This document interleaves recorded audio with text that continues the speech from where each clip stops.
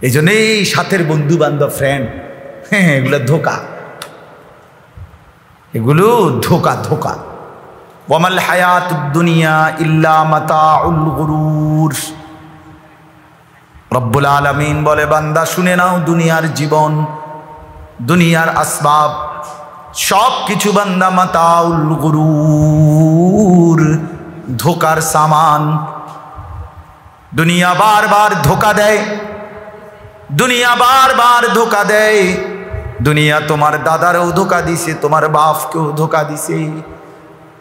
তোমার দাদাও বন্ধু মরতে চায় নাই, কিন্তু তোমার দাদাও দুনিয়ায় থাকতে পারে নাই। তোমার বাপও মরতে চায় নাই, কিন্তু দুনিয়া তোমার বাপকেও থাকতে দেয় নাই। তুমিও বন্ধু যত মাটি কামড়ায়া ধরো না কেন, ইয়া আইয়ুহাল্লাযীনা আমানু মা লাকুম ইযা ক্বিলা লাকুম ইনফিরু ফী সাবিলিল্লাহ ইসসাকালতুম ইলাল আরদ। আল্লাহ বলে, মোমেন কি হলো, আমি যখন বলি আমার রাস্তায় তোমরা বের হও, তোমরা মাটি আঁকড়িয়ে ধরো। আরাদিতুম বিল হায়াতিদ দুনিয়া মিনাল আখিরাহ, তাহলে কি বান্দা আখিরাতের চাইতে দুনিয়ার জীবন পেয়ে তুমি বুঝি খুশি হয়ে গেলা? কিন্তু তুমি কি জানো না বান্দা, এটা তো ধোঁকা, এ তো তোমারে মোটেই থাকতে দিবে না। দিবে না নাকি দিবে? তোমার দাদা মরল কেন? আমি তো আমার দাদারে দেখছি, কই মরল কেন? আমার দাদা খুব পালোয়ান ছিল, 10 গ্রামে আমার দাদার শরীরের শক্তি প্রসিদ্ধ ছিল। আমার দাদা বলতো, আমার দাদারে মানুষে বাংলার পালোয়ান কইতো, বলিয়ান বলতো। শক্তিশালী ছিল দাদা, খুব খুব লম্বা চূড়া ছিল। আমি তো সাঁদের দেশের লোক না, আমার বাড়ি লাকসাম, নাঙ্গুলকোট।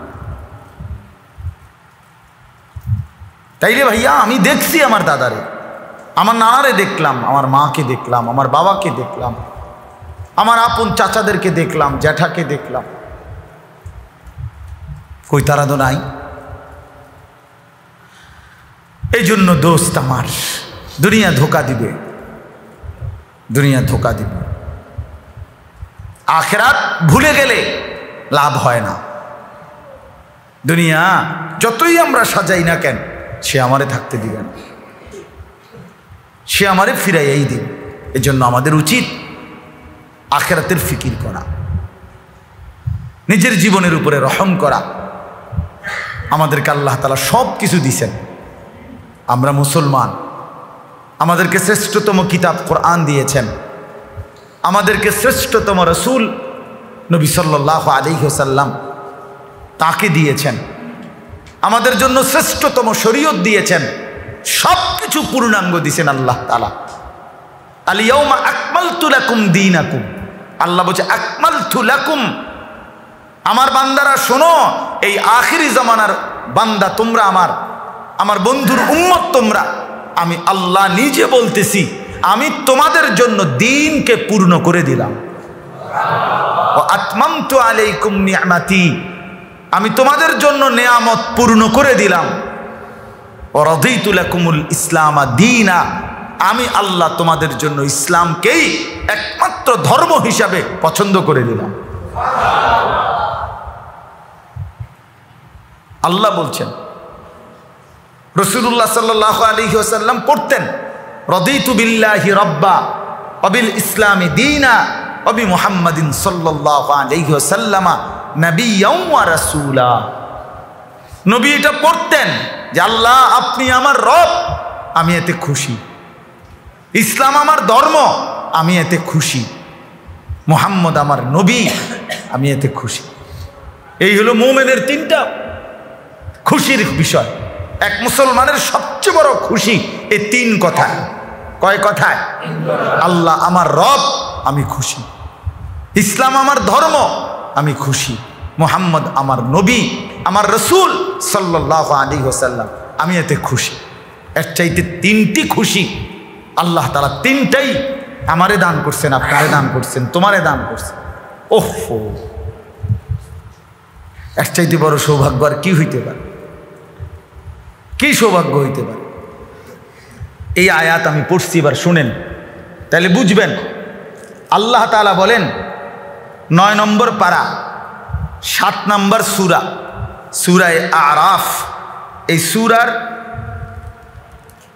158 নম্বর আয়াত আমি তেলাওয়াত করছি, আমি দেরি করব না, রাত অনেক হয়েছে।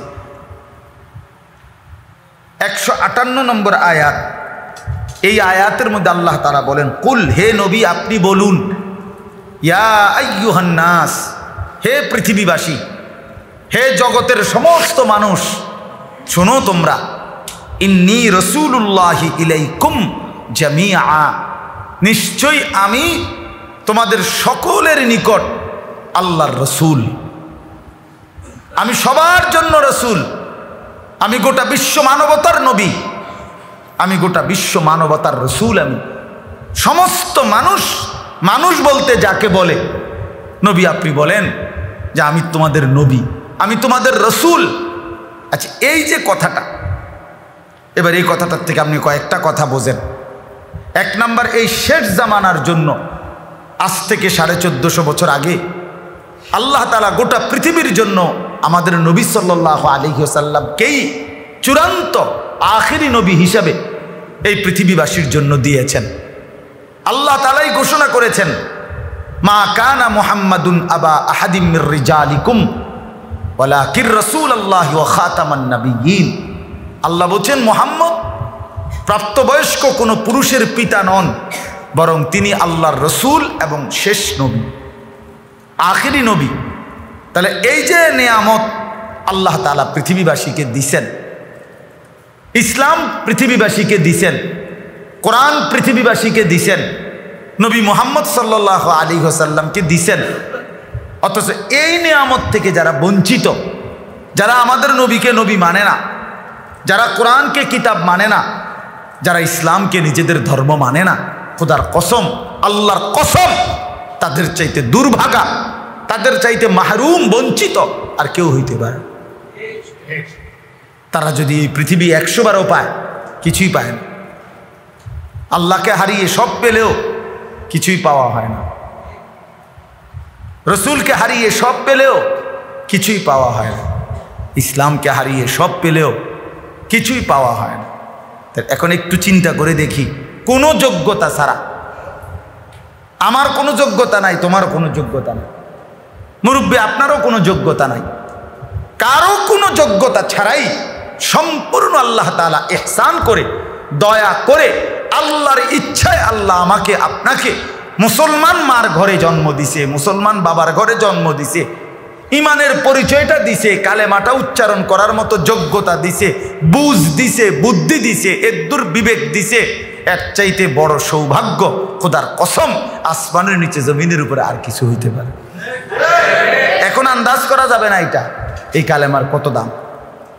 এই যে মুখে একবার আমরা বলতে পারি লা ইলাহা ইল্লাল্লাহ মুহাম্মাদুর রাসূলুল্লাহ, এই কালেমা একবার বললে কতটা লাভ হয়, এটা এখন আন্দাজ করা যাবে না বন্ধু, এখন আন্দাজ করা যাবে না।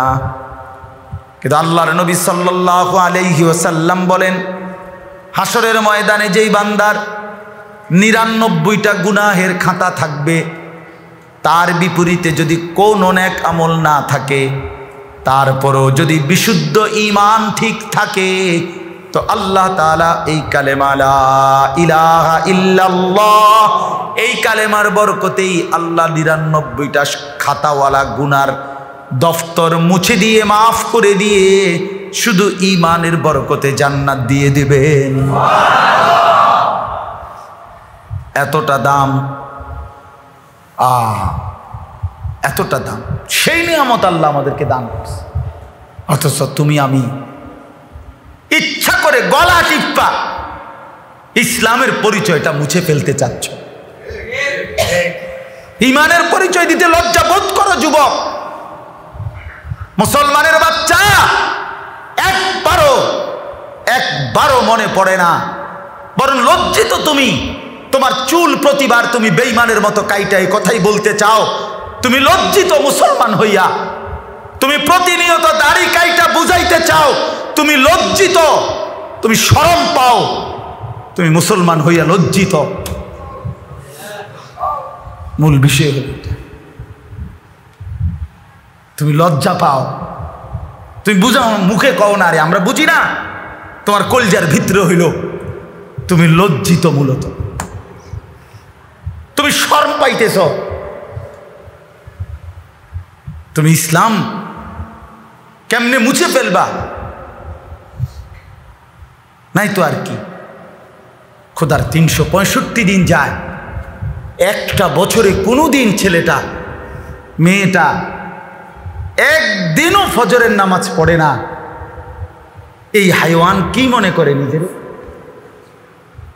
কি মনে হয়? হ্যাঁ, এই কারণটা কি? এটা কোন মার ঘরে জন্ম নিল? তার বাপ কেডা? তে কোন দুঃখে মুসলমান? বলেন না কেন?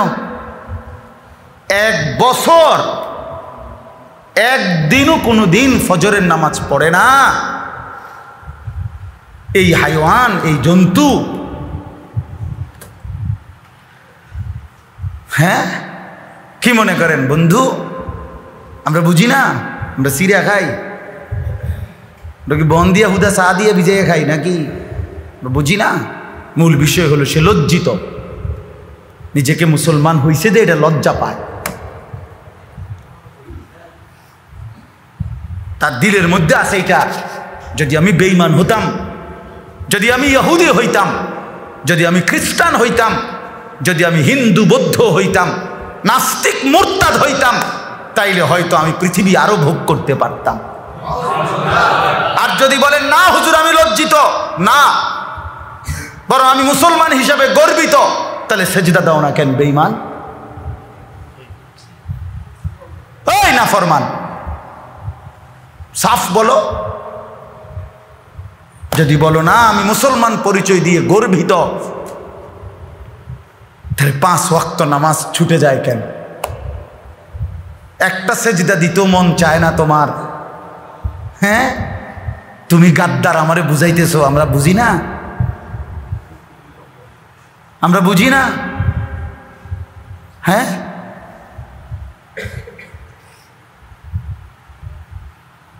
30 বছর ধরে সুদ খাইতেছেন, আপনি ইসলামকে নিয়ে খুশি, এটা কি আমরা বুঝি না?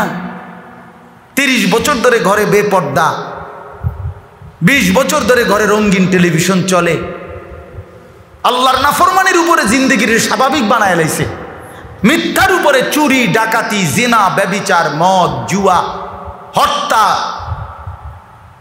অবৈধ টাকা রোজগার সুদ কিস্তি নাচ গান সিনেমা নাটক ঘর পরিবারের মধ্যে এইটা নিয়ে জিন্দেগিটারে স্বাভাবিক বানায় ফেলছে।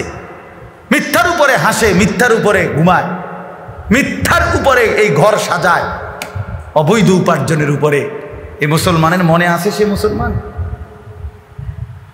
সে ভুলে গেছে, সে ভুলে গেছে। আমরা এইবার গত আগস্ট মাসে, জুলাই মাসের 31 তারিখ থেকে নিয়ে সেপ্টেম্বরের 9 তারিখ পর্যন্ত দাওয়াত ও তাবলীগের নিসবতে তাবলীগের সফরে আমি 26 জন সাথী নিয়ে আমরা এক চিল্লা 40 দিন আল্লাহর রাস্তায় ছিলাম উত্তরবঙ্গ দিনাজপুর জেলায়। এই মাসের 9 তারিখ আসছি।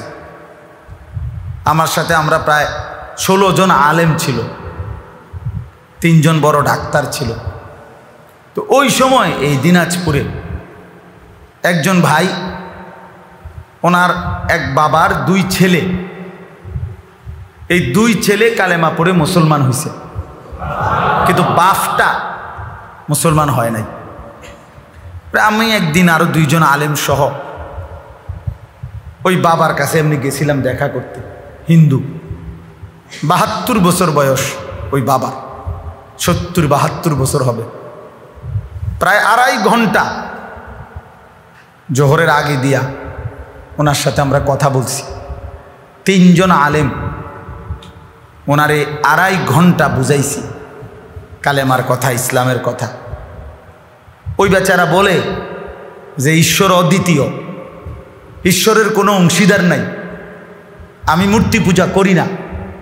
ওটা বলতেছে সে।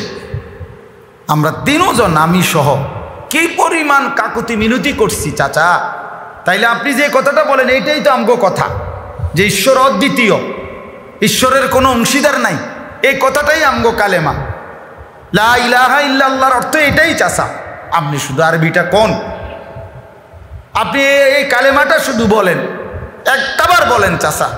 দরজা বন্ধ করে দিছিলাম, বলছি যে চাচা কেউরে বলবো না পৃথিবীর, আপনারা লজ্জা দিব না, শরমও দিব না। আমার মনে আছে আমি কানসি পর্যন্ত ওই চাচাটারে বলতে গিয়ে যে চাচা একটাবার কোন। ওই মুরব্বী বলে না, আমি বলবো না। বলে নাই যে বলেই নাই। তখন আমি বলছিলাম যে হায় 72 বছর বয়স্ক মুরব্বী, এই 72 বছর জীবনের যার জবান দিয়ে একটাবার কালেমা উচ্চারণ হয় নাই, আর আমরা আল্লাহ পাকের কি পরিমাণ দয়া আমার মালিকের, যে আমি ছোট্টবেলা থেকে এই পর্যন্ত জীবনে কতবার এই কালেমা বলতে পারছি। এই সৌভাগ্যের শুকর আদায় করবো কি দিয়ে? হ্যাঁ বলো না ছেলেরা, তুমি যে বলতে পারো, পড়তে পারো, তুমি যে এই বাক্যটা কইতে পারো, এই নিয়ামতের কি শুকর আদায়। ওই বেচারা মুখ দিয়ে তো পারি নাই। এই জন্য কদর করা। আল্লাহ বলছেন, ইয়া হে বন্ধু আপনি বলেন, ইয়া আইয়ুহান নাস, হে লোক সকল, হে পৃথিবীবাসী, ইন্নী রাসূলুল্লাহি ইলাইকুম জামিআ, নিশ্চয়ই আমি তোমাদের সকলের নিকট আল্লাহর রসূল, আল্লাহর রসূল। এবার আল্লাহ নিজের পরিচয় দেয়, কেমন আল্লাহর রসূল? আল্লাযী লাহু মুলকুস সামাওয়াতি ওয়াল আরদ। আল্লাহ বলে, বন্ধু বলে দেন, ওই আল্লাহর রসূল 7 আসমান ও জমিনের মালিকানা যার, সেই আল্লাহর রসূল। লা ইলাহা ইল্লা হুয়া, সেই আল্লাহ যিনি ছাড়া আর কোনো ইলাহা নাই। ইউহয়ী ওয়া ইউমীতু, সেই আল্লাহ যিনি প্রত্যেকটা প্রাণী, প্রত্যেকটা সৃষ্টিকে জীবন। তাইলে 7 আসমান জমিনের মালিক যিনি, যিনি ছাড়া আর কোনো ইলাহা নাই, যিনি জীবন দেন, যিনি মৃত্যু দেন, সেই মহান আল্লাহর পক্ষ থেকে আমি মুহাম্মদ রাসূল, সুবহানাল্লাহ, সেই রাসূল আল্লাহ আমাদেরকে দিয়েছেন, যাকে কুল কায়নাতের জন্য আল্লাহ তাআলা মনোনীত করেছেন। তিনি আমার রাসূল, তিনি আমার নবী। এর চাইতে বড় সৌভাগ্য আর কি? এর চাইতে বড় সৌভাগ্য, এত বড় শ্রেষ্ঠতম রাসূল আমরা পেলাম। কদর করলাম কই?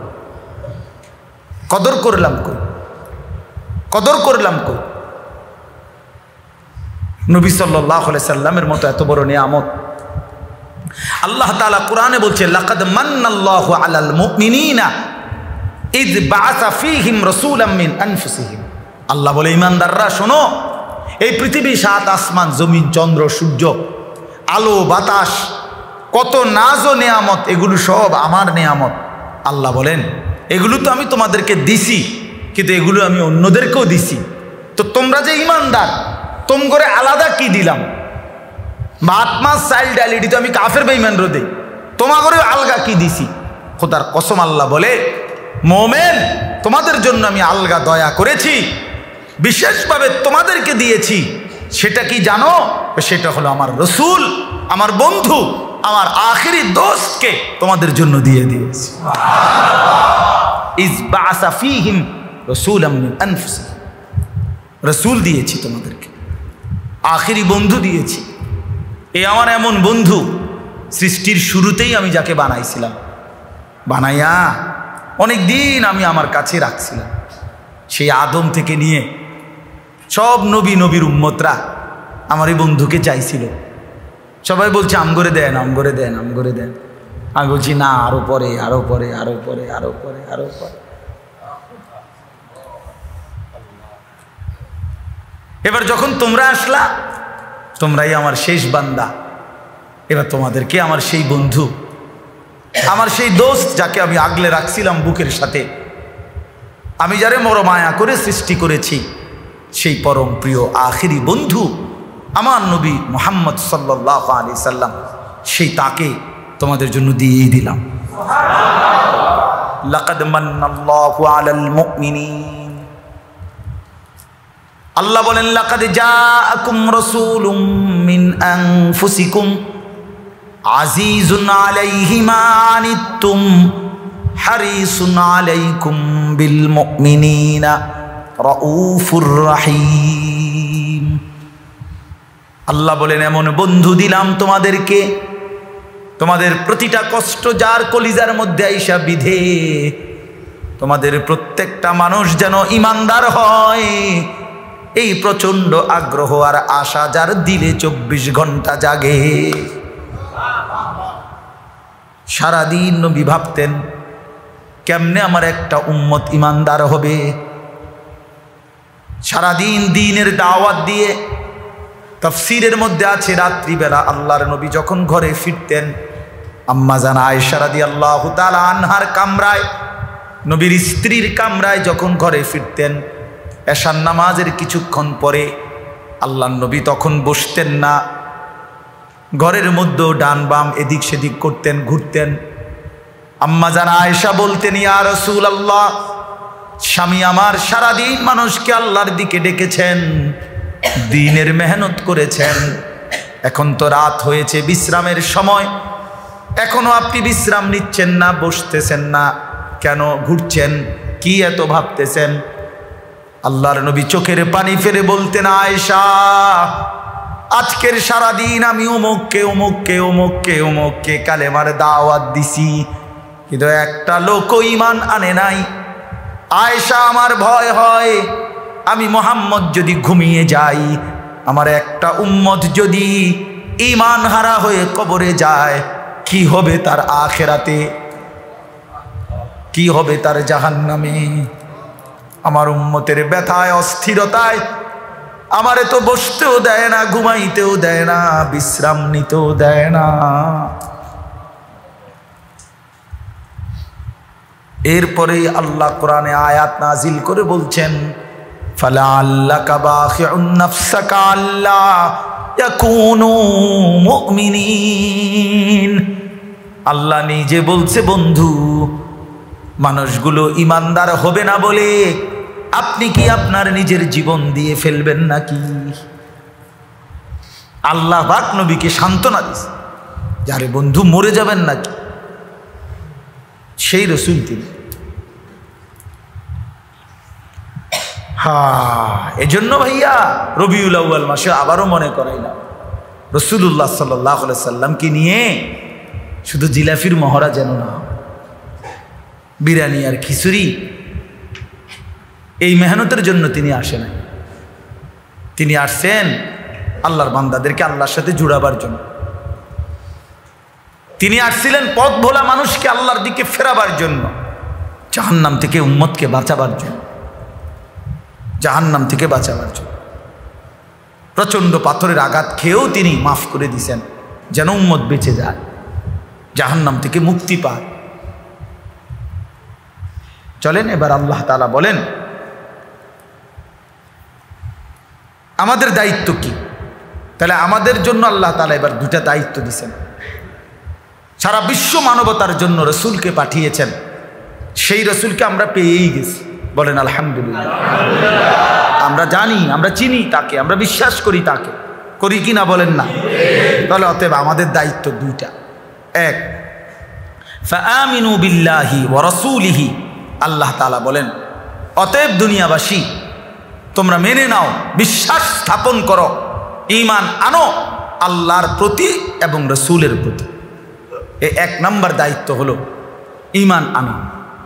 নবীজির প্রতি আমাদের প্রথম দায়িত্ব হলো নবীর প্রতি পূর্ণ কি আনা? ঈমান। নবীজির কয়টা প্রশংসা করেছে আল্লাহ, যে তিনি ওয়া রাসূলিহি, তিনি আল্লাহর রসুল, আন নবী, তিনি নবী, আল উম্মি, তিনি দুনিয়াবি পড়ালেখা মুক্ত, অর্থাৎ তার একটা শব্দ দুনিয়ার থেকে না, সবটা আমি আল্লাহ থেকে। আল্লাযী ইউমিনু বিল্লাহি, তিনি নিজেও পূর্ণ আল্লাহর উপরে ঈমান রাখেন। ও কালিমাতিহি, তিনি আল্লাহ তাআলার সমস্ত কথা পূর্ণ মেনে নেন। আল্লাহ তাআলা বলেন, এত গুণাবলী সম্পূর্ণ যেই আখিরি রাসূল আমার, তোমরা তাকেই মেনে নাও। আর কি করো? দ্বিতীয় দায়িত্ব হলো ওয়াত্তাবিউহু, তোমরা এই রাসূলকেই অনুসরণ করো। কি করো? এই দুইটা দায়িত্ব। আল্লাহ তাআলা বলেন, পৃথিবীবাসীকে আপনি বলে দেন যে আমার প্রতি তোমাদের দুইটা দায়িত্ব, এক আমার প্রতি ঈমান আনো, আর দ্বিতীয়ত আমার অনুসরণ করো। রাসূলুল্লাহ সাল্লাল্লাহু আলাইহি ওয়াসাল্লামের প্রতি আমাদের এই দুইটাই দায়িত্ব। এক নাম্বার তাকে পূর্ণ মেনে নেওয়া, দুই নাম্বার তার অনুসরণ করা। এজন্য ভাই আমার, আমি অনুরোধ করছি আজকে আমরা প্রত্যেকেই ভাবি, দয়া করে আমরা রাসূলুল্লাহ সাল্লাল্লাহু আলাইহি ওয়াসাল্লামের তরিকা সুন্নাত একেবারে মাথার চুল থেকে পায়ের নখ পর্যন্ত, নিজের ঘর পরিবার, বাজার ব্যবসা, টয়লেট বাথরুম, অজু গোসল, আহার নিদ্রা, সকাল দুপুর বিকেল, বাজার ব্যবসা, আয় রোজগার, লেনদেন, ঘর, দেশ জাতি রাজনীতি, সব কিছুতে আমাদের নবী সাল্লাল্লাহু আলাইহি সাল্লামের সুন্নাত তরিকা আমাদের অনুসরণ করা, এটা আমাদের আল্লাহর পক্ষ থেকে আমাদের প্রতি হুকুম। এটা হুকুম। আমরা দুর্ভাগ্য, আমাদের নবী সাল্লাল্লাহু আলাইহি সাল্লাম মৃত্যু পর্যন্ত মিসওয়াক করছেন। আমাদের ব্রাশের কথা কোনোদিন ভুল হয় না, আমাদের মিসওয়াকের কথা মনেই পড়ে না। আমাদের দুর্ভাগ্য, আমাদের নবী সব সময় দস্তরখান বিছাইয়া খানা খাইতেন, আমরা সেই দস্তরখান চিনি না। আমাদের ডাইনিং টেবিল কারোই ভুল হয় না। ডাইনিং টেবিল আমরা সবাই চিনি, দস্তরখান আমরা কেউ চিনি না, অধিকাংশই চিনি না। মানে আমরা যা কিছু সুন্নত তা পালন করতে চাই না, যা কিছু সুন্নত নয় তা পালন করতে আগ্রহী। তো যদি আমাদের আচরণ এই উল্টো হয়, তো এই উল্টো অবস্থায় যদি আমরা কবরে পর্যন্ত যাই, তো রাসূলুল্লাহ সাল্লাল্লাহু আলাইহি সাল্লামের কাছে সুপারিশ চাইব কেমনে? হাউজে কাউসারের পানি মিলবে কিভাবে বাবা? হাদিসে কথা স্পষ্ট আছে, নবীজির বহু উম্মত হাউজে কাউসারের পানির জন্য আসবে, ফেরেশতারা বাধা দিয়ে রাখবে। আল্লাহর নবী বলবেন, হাউলাই উম্মতি, আরে এরা তো আমার উম্মত মনে হয়, ছেড়ে দাও। ফেরেশতারা বলবে, লা, ছাড়া হবে না নবী, আপনি জানেন না, আপনি জানেন না ইয়া রাসূলুল্লাহ, আপনার পরে তারা আপনার দ্বীনকে বিকৃত করেছে, বিকৃত করে দিয়েছে তারা। আপনি কার পরামর্শে এই চুল রাখলেন? কার পরামর্শে দাড়ি কাটলেন? কার পরামর্শে করলেন? কেন রাসূলুল্লাহ সাল্লাল্লাহু আলাইহি সাল্লামের সুন্নাত পছন্দ হলো না? আমাদের নবী সাল্লাল্লাহু আলাইহি সাল্লামের চাইতে সৌন্দর্যে, গুণাবলীতে, শ্রেষ্ঠত্বে এই কুল কায়নাতের মধ্যে আর কেউ হয়েছে কি? তো তাইলে তার দেহ মোবারক যেমন সুন্দর, তার ভেতরের দিল মোবারক তেমন সুন্দর, তার জিন্দিগিটাও তো তেমন সুন্দর।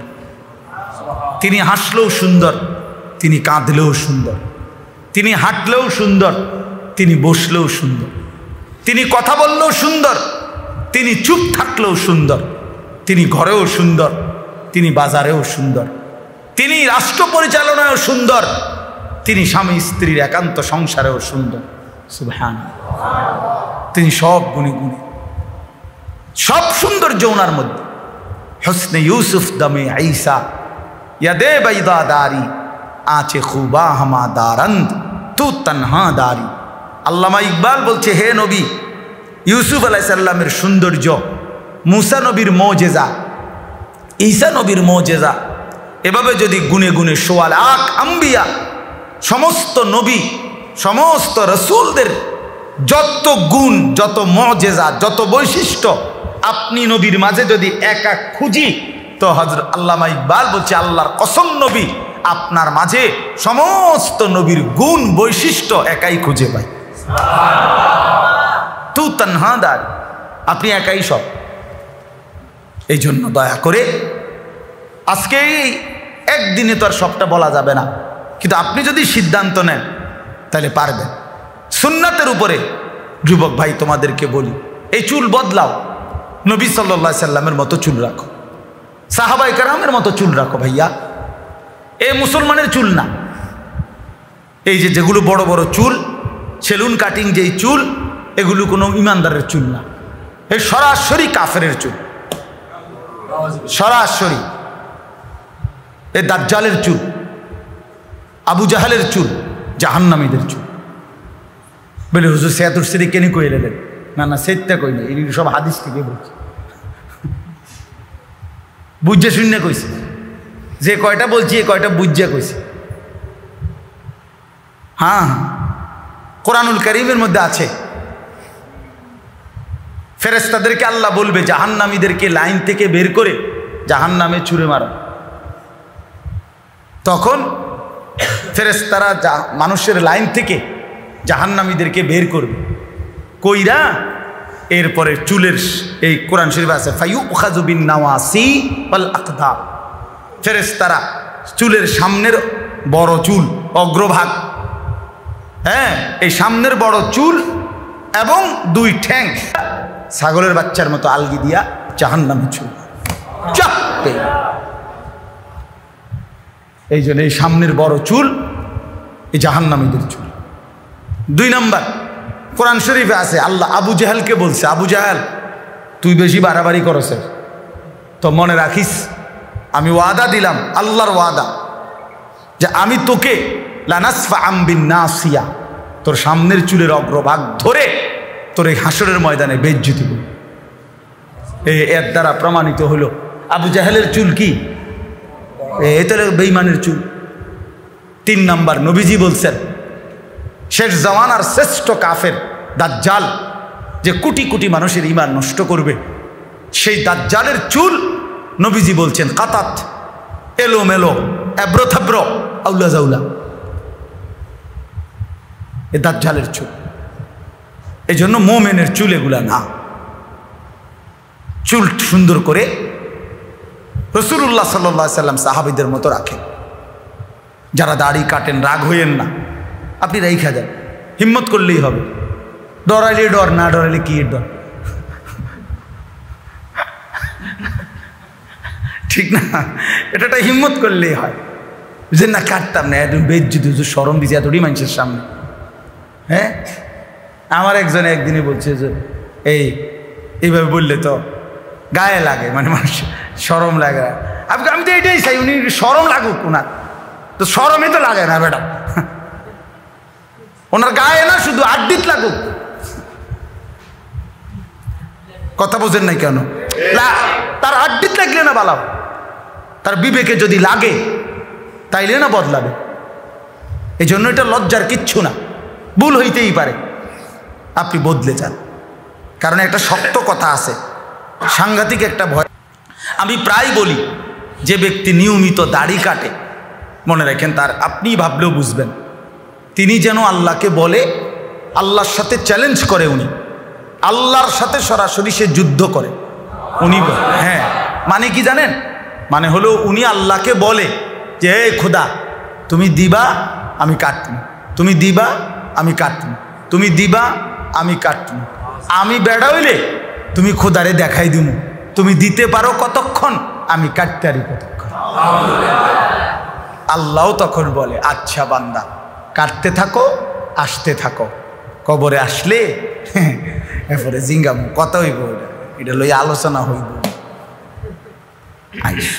ভাত তো খাইতে আসো, আচ্ছা ভাত খাও, ভাতের লাগে আটকাইতাম না, তোমার তো আরো বহুত বেড হইতে রে ভাত খাওয়াই, তোমার কি আর ভাতের লেগে আটকাম, বা ভাতও খাইতে পারবা, ঘুমও যাইতে পারবা, তো দুনিয়া আটকাবে না, আখিরাতে কষ্ট হবে।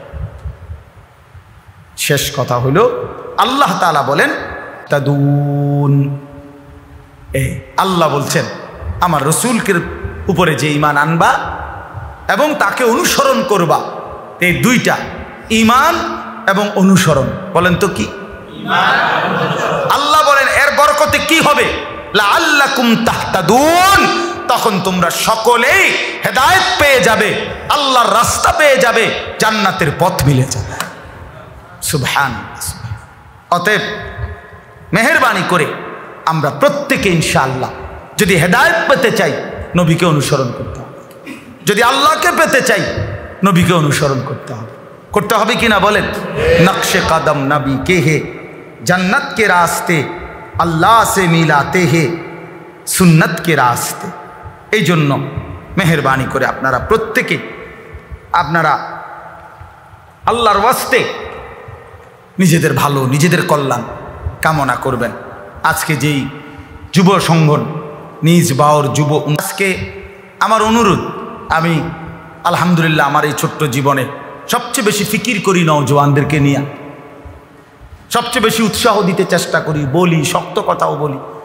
উদ্দেশ্য একটাই, মুসলমানের নওজওয়ান বদলালে ইনশাআল্লাহ ইসলাম বদলে যাবে, সারা পৃথিবী চমকে যাবে, সারা পৃথিবীতে ইসলাম বিজয়ের পতাকা উড়বে ইনশাআল্লাহ। হ্যাঁ, যুবকের ইমান বড় পছন্দ, যুবক নড়ে চড়ে উঠলেই আল্লাহ পছন্দ করে। হ্যাঁ, আসহাবে কাহাফের 7 জন যুবক, ওরা নিজেদের ইমান আনছিল, ওরা নিজেদেরকে আলাদা করছিল, গুহায় আশ্রয় নিছে। ওদের চিন্তা ছিল, বাবুরে পুরা জাতি আমরা পারতাম না, বাকি আমরা কমপক্ষে নিজেদেরকে বাঁচাই। এই কথা বলে যুবকরা 7 জন যুবক গর্তে আশ্রয় নিছে, গুহায়, আসহাবে কাহাফ। এরা ওই গুহার মধ্যে আশ্রয় নিয়ে আল্লাহরে বলছে, আল্লাহ আপনি আমগোর উপরে রহমত নাজিল করেন, রব্বানা আতিনা মিন লাদুনকা রাহমা ওয়া হাইয়্যি লানা মিন আমরিনা রাশাদা, আর আপনি আমাদের কল্যাণের রাস্তা আমাদেরকে দেখায় দেন। তো আল্লাহ তাআলা বলেন, আচ্ছা যুবক, তোমাদের ঈমান, তোমাদের এই নড়াচড়া, তোমরা যে আসছো আমার জন্য বের হইয়া, এটা আমার এত পছন্দ হয়েছে। তো আল্লাহ তাআলা তাদেরকে ঘুম পাড়াইয়া দিছে। ঘুম পাড়াইয়া আল্লাহ তাআলা এই যুবকদের ঈমানের বরকতে 309 বৎসরের ব্যবধানে ওই দেশটা পুরা জাতিকে ইমানদার বানায় দিছে। আল্লাহ বলছে, যুবক তোদের ঈমান আমার এত ভাল লাগছে, তোদের ঈমানের বরকতে আমি পুরা জাতি, পুরা দেশ আমি ইমানদার বানাই দিলাম। তারা পরে ঘুম থেকে উঠে দেখে ওই দেশের বাদশাও ইমানদার, জনগণও ইমানদার। হ্যাঁ, যুবক নড়লেই আল্লাহ খুশি হয়, যুবক নড়লেই কি হয়?